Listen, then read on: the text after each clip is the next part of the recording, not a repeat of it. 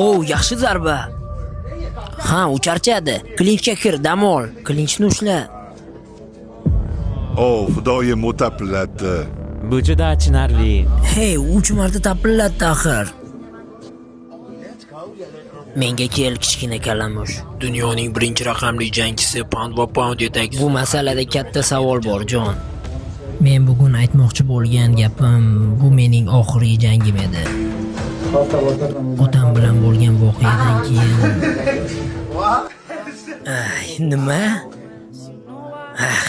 La'nati pastkash. Bu mening arenadagi oxirgi jangim. Men bilaman. Seshanba kuni UFC'dan istagim meni o'z joyimga qo'yishingiz kerak. Men pound va pound yetakchisi bo'lishim shart, chunki men bunga loyiqman.